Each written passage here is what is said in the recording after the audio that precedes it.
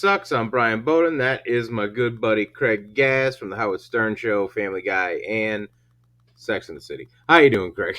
I'm doing all right, Brian. I am in Bellingham, Washington this week doing a show at a place called The Underground this Saturday night. I timed it. It was kind of a bet that if I get here this week, maybe the Seattle Mariners might be in the playoffs. I booked this show 8 weeks ago, and the Mariners are actually in the playoffs. I'm actually going to watch the Mariners play baseball in October for the first time in 21 years in Seattle. Congratulations. And I'm excited for you about that. I really am. I'm excited, man. I'm really, really fired up. They have sucked for so long that, and this isn't a joke, this actually happens when I travel. At least once every 3 or 4 months, somebody at an airport will say, "Hey, what's that?" And I'll go, "Oh, this is Seattle Mariners." And they'll go, "What's that?" And I'll go, "It's a baseball team." It's a fishing company. Yeah. And they'll actually say, "What level do they play?" And I'll wow. go, yeah, like they're that bad. And you say pretty close to Major League. Yeah. Yeah, it's been bad for a long time, so I'm excited I'm going to actually get to. That's great. And I watched you get those tickets, and that I got to say, you're probably going to do more. You did more work getting those tickets than you're going to do these fucking shows. I'll tell you that. You're right. Yeah.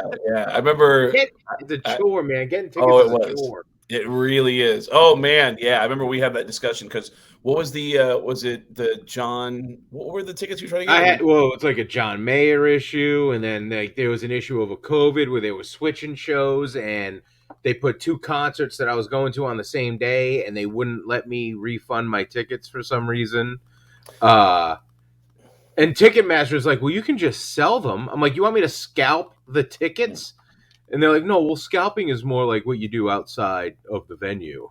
I'm like, so you want me to take the tickets that I bought from you and sell them to somebody else? And they go, yes. That was their answer to that's how customer service handled it. By the way, before I ask you about this big thing that's been trending with stand-up comedy, what is I saw something about Dead & Company final tour. Is this a farewell tour they're about to do next year? Yeah, man. And I think it's a real one. Not like when Kiss does. You know, when Kiss does it, they've had like 5 or 6 farewell tours: the final tour, the See You Later tour, This Is It tour, We're Done tour, Kiss It Goodbye tour. Yeah. No, this could be it, man. this could be the last time I ever see Bob Weird strum a string. Ozzy did it. Ozzy 25 years ago put out an album called No More Tears, and the name of the tour was the No More Tours. The Who had a farewell tour, like I want to say their farewell tour might have been late 70s, early 80s.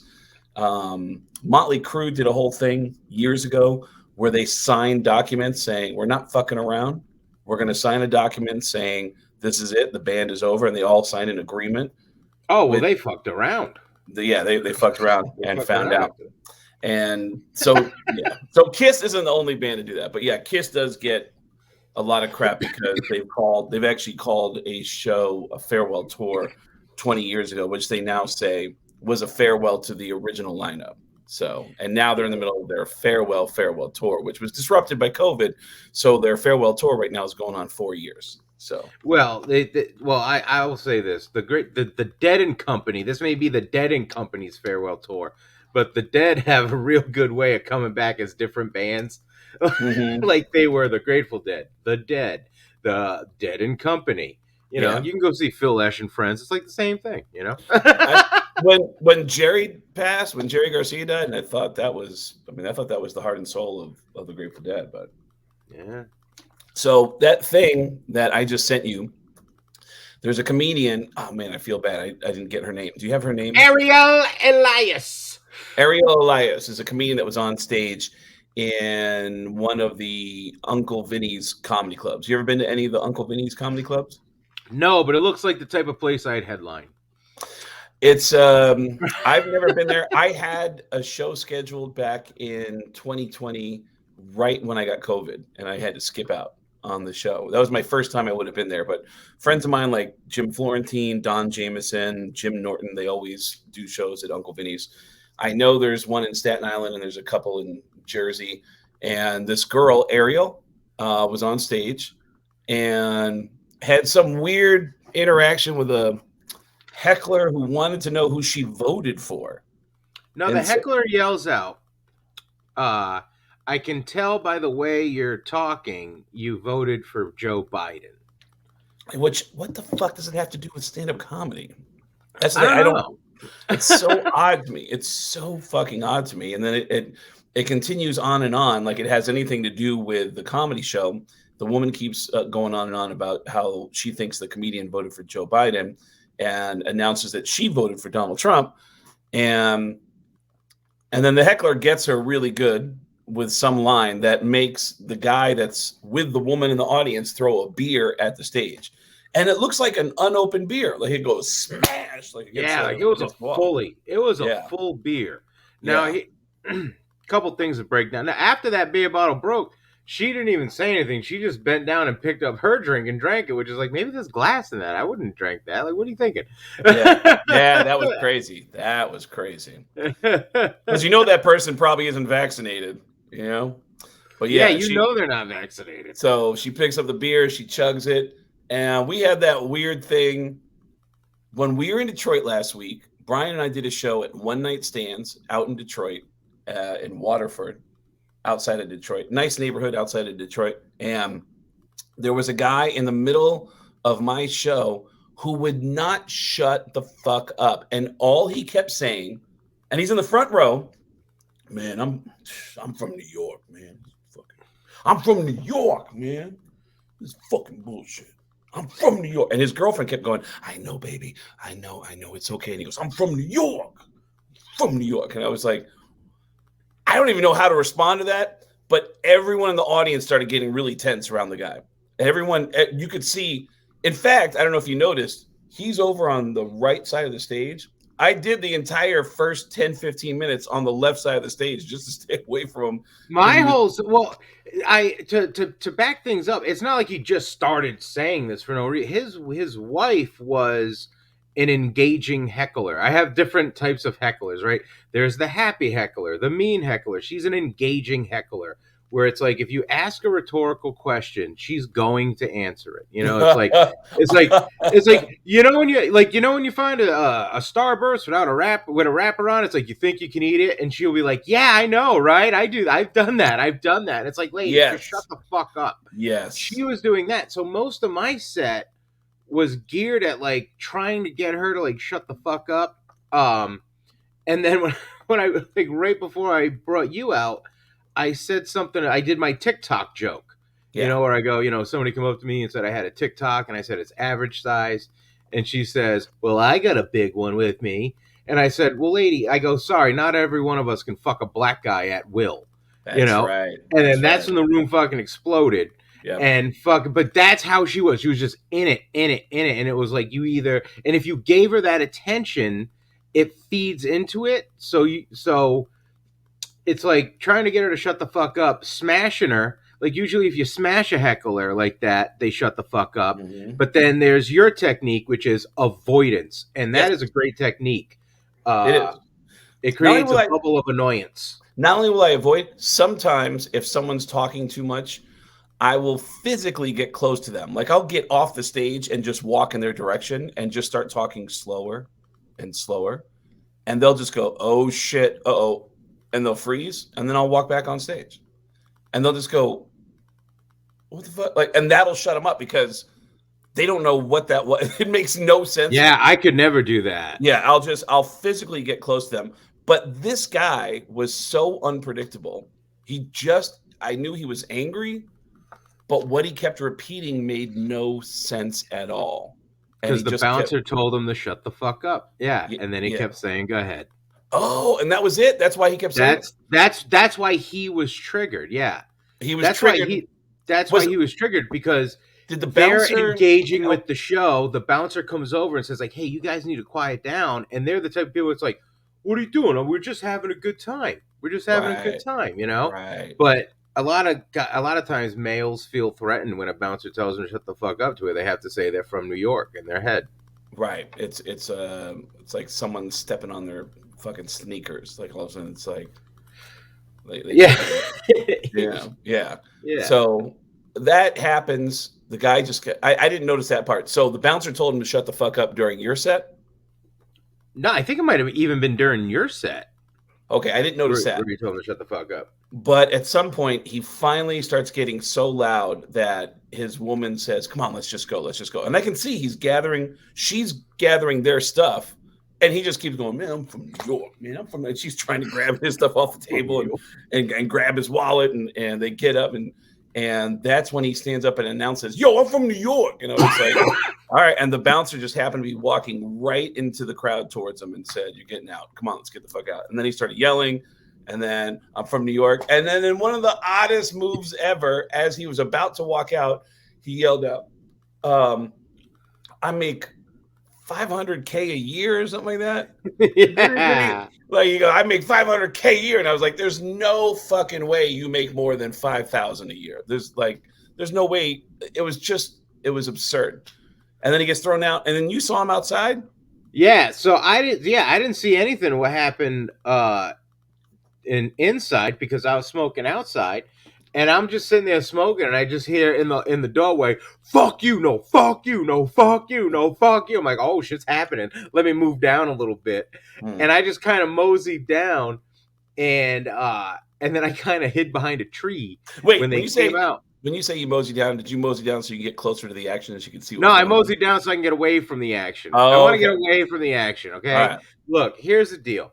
I have I have seen this a lot, where a heckler will get kicked out of the show and be completely irate, irate, flipping the fuck out, and which was happening now. And I could totally see this. And this is the type of guy that would do it because he genuinely enjoyed me. He's like, "Yeah, fuck you. I'm never coming back to this place. I'm gonna fucking come back to this place. Fuck you. You are very funny. I really like your stuff, man. You're a funny guy. Yeah. But y'all go fuck yourself." That is literally happened where somebody just been irate, stops and be like, "You're very funny." Oh, dude, how many times you've been in a comedy club and before you get on stage, you see somebody standing outside as you're getting ready to walk back in, and they'll look at you and go, "Well, I was excited to see you, but apparently it's not okay to laugh." Yeah, because that's the thing. It puts us in a position, like when that guy does that to me. Because then the next move is, "These guys are kicking me out. What do you What do you think of that?" Like, that's happened. Right. It's like, that's none of my fucking business. I'm a hired gun, bro. I made people laugh. That's it. My job's done. I'm just hanging out. I'm taking a break right now. I don't have to do anything for another 30 minutes. You know. Well, once that guy got out, holy shit, did that show improve? Oh my God, that turned into one of the best shows, and it was mainly because he got. I know I have a recording of it, but I guess the audio is not on the recording. I'm gonna have to try to pull that up and see if we actually did get audio of that. The owner claims there's no audio on that. But all in all, that show, One Night Stands out there in Waterford, was amazing. I had a great time. And for the record, I think watching videos of people getting ejected from comedy clubs on mute is funnier. That's a good point. Right? Like, we had a great time. People brought weed for Brian. It was a great weekend for everybody. So the whole point of Your Music Sucks is Brian and I are great friends. We love each other. We love hanging out with each other. We love traveling together. The only thing we don't see eye to eye on is music. So once a week, Brian and I send each other one of our favorite songs, and we critique it for each other. And if you like it, subscribe, do all the stuff.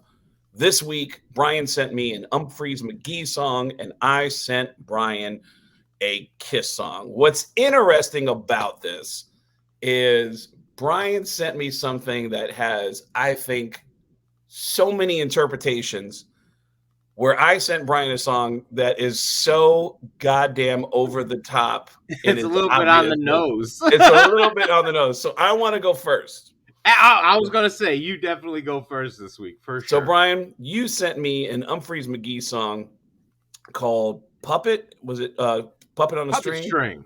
Puppet String. And it's interesting. The longer we do this, the more we have moments where you go, well, this is a first. Like, this is the first time I liked a Grateful Dead song. This is the first time that I heard a song by Fish that wasn't like what I thought it would be, that it rocked out or whatever.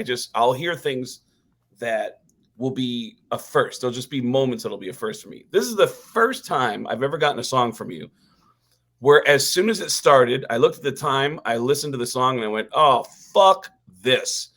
And like right from the beginning, I'm like, "Fuck this." And over the course of the next few minutes, I turned around so much that I absolutely loved it.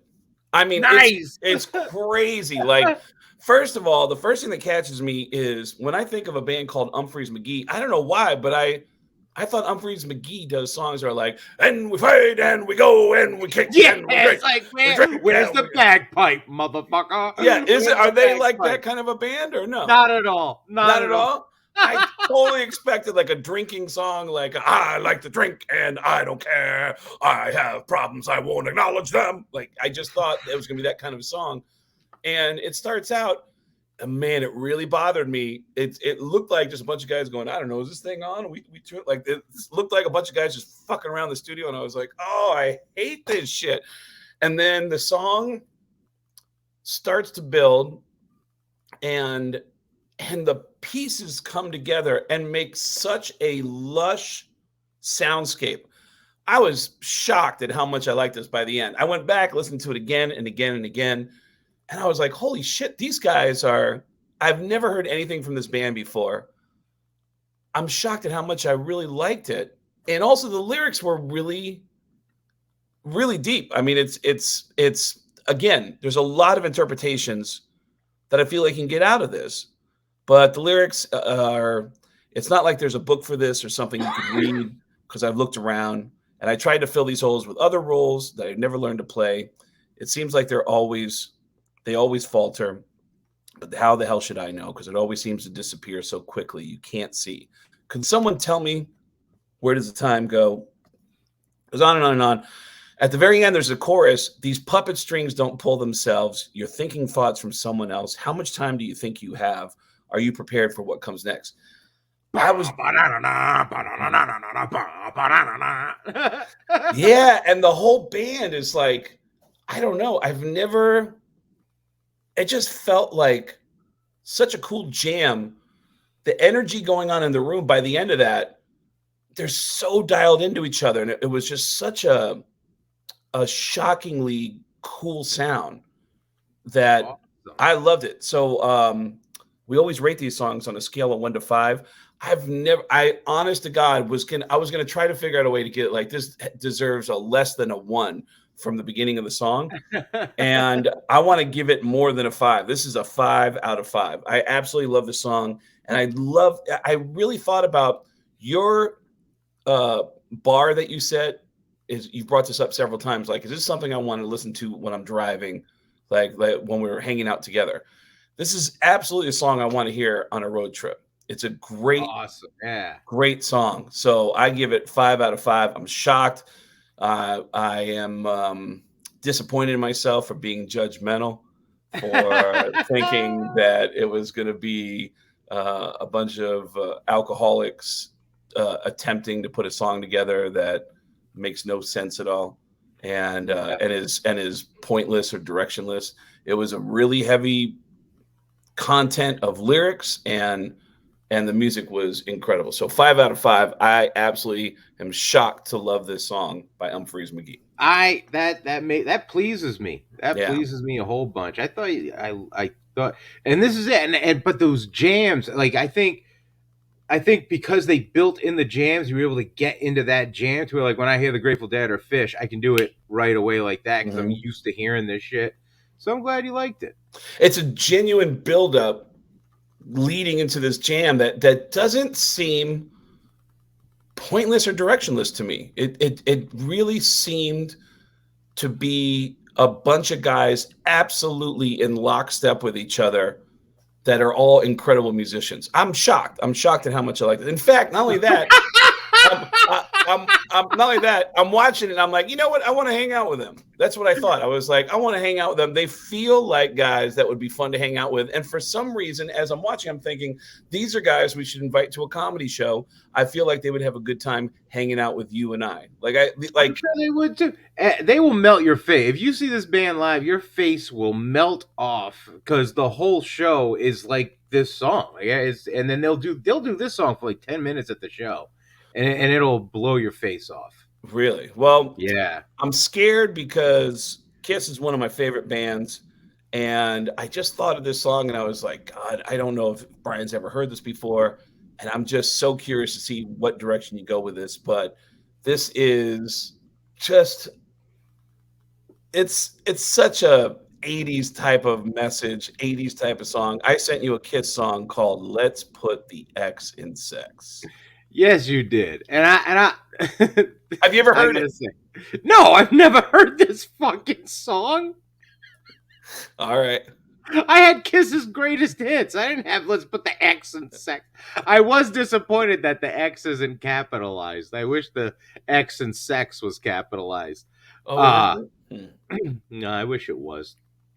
All right, yeah, you said it. 80s, fucking in your face 80s. I like when I this song sounds like I'm about to watch a montage in a movie. You know, like it's a Yeah. montagey type of beat, right? Yeah, with the keyboards and yeah, I get Yeah, that. it's I very totally get that. montagey. You could totally put this in a montage, but then you start hearing like the words to the songs. And so in the middle of this montage, you'll hear something like, "Baby, let's put the X in sex. Love's like a muscle you wanna flex." Love like a muscle and you Muscle make and you me make wanna me wanna flex. flex. Yeah. This song was so fucking goofy and ridiculous. I loved it. I loved it. I loved Love's Like a Muscle and You Make Me Wanna Flex. It's fucking amazing, right? I love the story. He just gets a picture in the mail of a Yeah. lady. Yeah. Can't see her face, but he recognizes the black lace. And fuck. Right. And so he shucks some corn to that. And I don't know if the rest of this song was just about fucking other women and then pretending it's the chick in the picture, or he's just banging the chick in the picture. Either way, what a fun fucking song. Yeah. It is, man. I agree. I totally agree. So on a scale of 1 to 5, what would you give? Let's put the X fucking in sex. 17. A 17. This is Whoa! such a stupid Whoa! fun song. It was such a dumb fun song. Like Wow. I just fucking I enjoyed the shit out of it. Wow. I love that. Let's put the X in sex. It's so stupid. I love it. I want that as a soundbite. Tom, pull that one moment of Brian. We're going to use that as a soundbite of just him right there, that 3 seconds of Brian. I want that as a soundbite. I'm going to post that on Twitter. Well, we worked out, man. We both sent each other bangers this week, man. We got 2 5s out of 5s. Yeah, That's man. amazing. This is great. This was enjoyable. Well, Brian, where do people find you on the road? Oh, you can find me at IllinoisCockburn.com, and I'll be at Saratoga Springs this weekend. Whatever the fuck date it is. Look, here's where I'm at. I'm in September still, so it's fucking 14, 15, whatever the fuck. Just come, go to IllinoisCockburn.com. IllinoisCockburn.com, exactly as it sounds. IllinoisCockburn.com. I am in the middle of my Where Have You Been tour, and I'm in Bellingham, Washington this weekend, and I have dates coming up. And Green Bay. Brian and I are going to do some shows in Green Bay, Wisconsin. I'm doing shows at the Comedy Store. All the information is at getgas.com. Getgas with 2 S's.com. Brian, your music was shockingly good this week. Thank you very much. For the sake of the podcast, your music sucked. And this calendar, look, this is where I'm at. I'm still living in 2021. So that's where I'm at. that's ADHD. Like and subscribe to hear Brian laughing at my favorite songs.